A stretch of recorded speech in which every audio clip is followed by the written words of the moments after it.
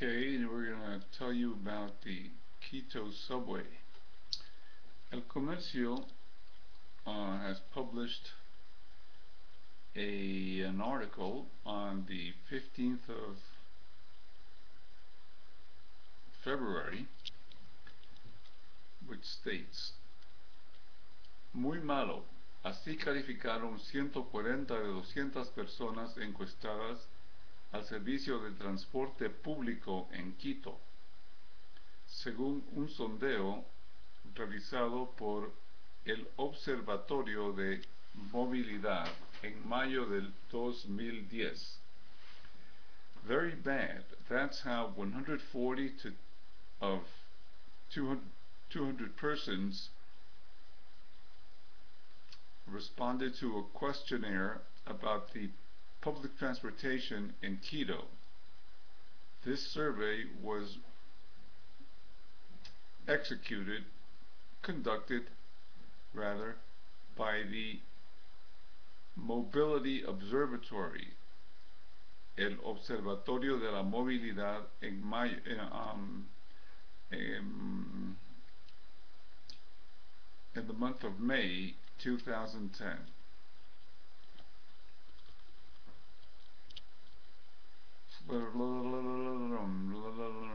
Okay. The main inconveniences are the lack of space in the current public transportation units and the speed, the slow speed, supposedly. Although those trolleys run pretty fast, but I guess the other buses are slow.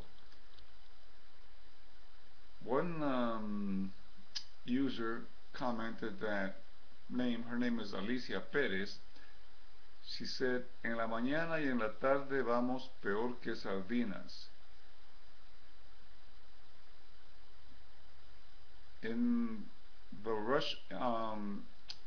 during rush hour, we are packed worse than sardines. So there's a lot of congestion and a need for personal space. And the buses take a long time to take people where they want to go. From Chillo Gallo, that's a town in an area, a location in Quito, to La Marin. La Marin is at the heart of Quito. It's there's a bus terminal in La Marin. A bus terminal for local buses, regional buses, and even national buses. From Chillo Gallo to La Marin, it's 1/2 hour. Is Luis Cuenca's complaint. That's a last name, Cuenca, not a town. He was criticizing the conventional buses as opposed to the trolley. In September 2010, the National Institute for Investment for Pre-Investment official agreed to hand over $25.7 million to the Quito municipality to undertake studies of factibilidad. That's like to see if the project could be implemented for the construction of a subway in Quito as an alternative to solve those problems. The Spanish corporation called the Metro Madrid was selected by the Quito municipality to conduct the analysis, and this company will determine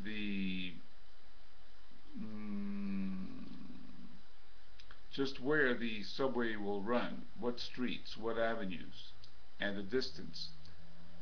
The best way to construct the subway, such as through tunnels, elevated trains, etc.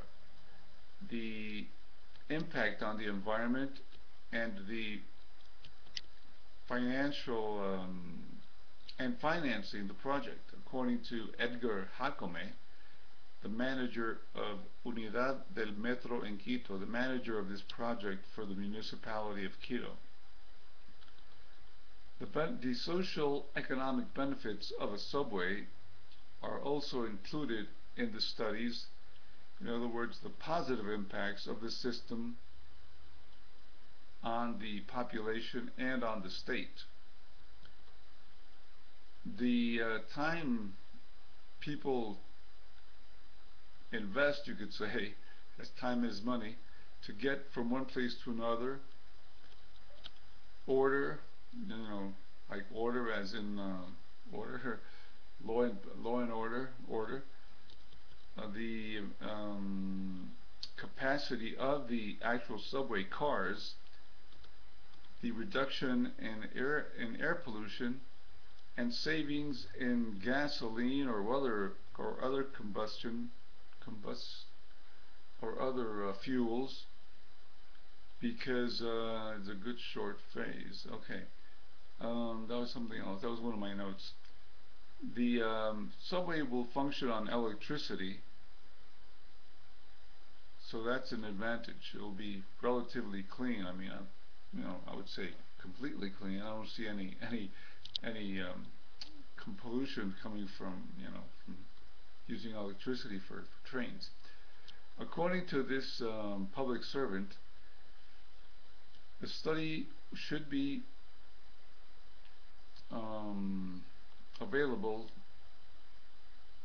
in mid-February of this year. Now this was published in February, and they're talking about February of this year. That means that 15 days ago, because we're in March right now, March 5th, that the results of that study may have been published. There's some mistakes here in El Comercio as usual.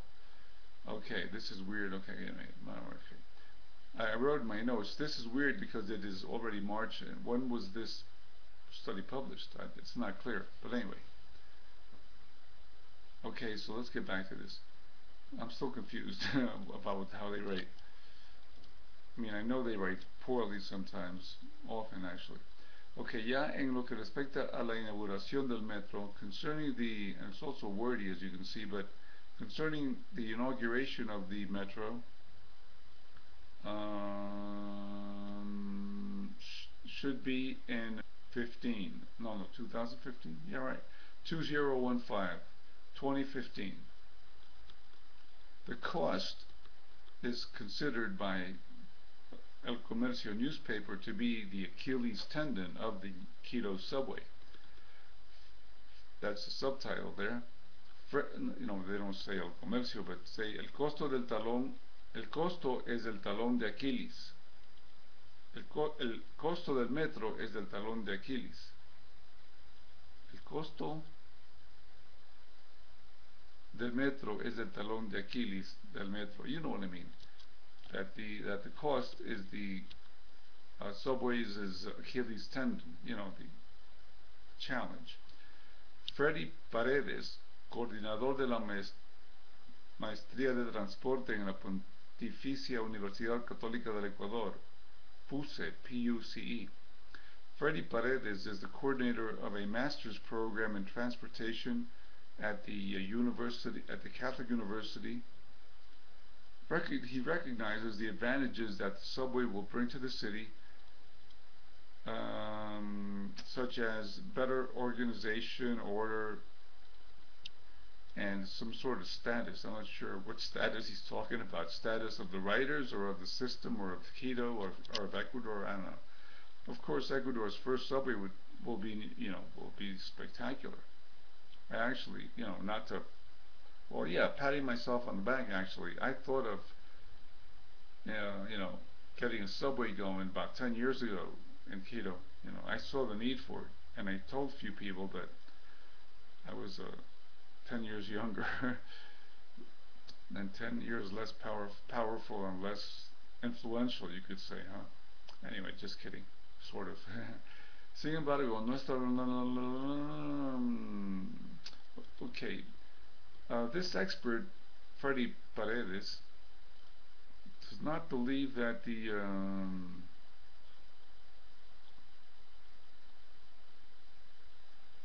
the challenge is finding financing for the metro. President Correa has agreed to pay 40% of the cost, so that's a breakthrough. Mr. Paredes is more concerned with the operation of the metro because it's going to require a lot of money, workers, and that's going to be tough to difficult, challenging to cover to finance. Okay. For example, in the Brazilian city of Porto Alegre, Happy Port, half of the operation is financed by the fares, and the other 50% is financed by the state, the Brazilian government. Así se pregunta si el Estado. So he's wondering if the Ecuadorian government is going to have enough money to finance the operation of the metro. I mean, one thing is paying for the construction, another thing is running the show. Now Jacome, de la Unidad del Metro, Mr. Jacome estimates that the construction of the system, which will be 20 kilometers in length and will go from Quitumbe to the Mariscal Sucre Airport, will cost between 1,300 and 1,400 million dollars. It's a lot of money.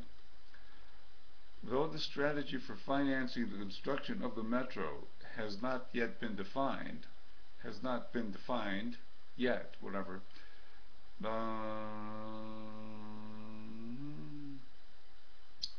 There is the likelihood that the Banco Internacional de Desarrollo, the BID, whatever, and other, international organizations may contribute to the building of the Quito subway. Respecto al pago de los préstamos, concerning paying those loans, because it's easy to take out a loan, but it's tough to pay. It's not that easy to pay back. Concerning repayment of the loans, really shouldn't. That's weird. Repayment or payment? Yeah, I think repayment is correct because the payment really goes to the borrower. Or so concerning repayment of the loan, Mr. Jacome says that he expects that could be paid with the surplus of operating the metro. Apparently, he's very optimistic and hoping that the fares will provide enough profit to pay for the loan. Time will tell. Okay, it's from syntax. Okay, order. Now the cost of the ride will be 25 cents.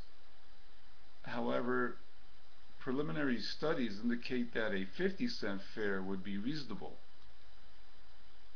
I'd say 50 cents for a subway ride is not bad in Quito.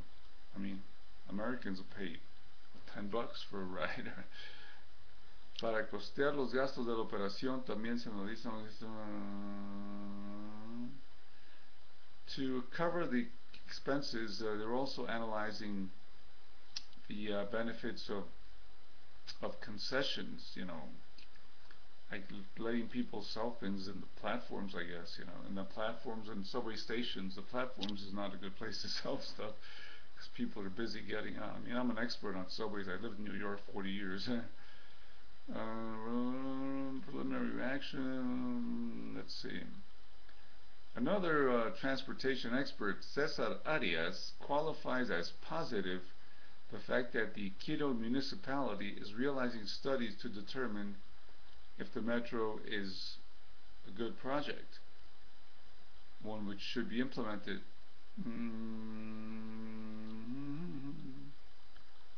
Okay.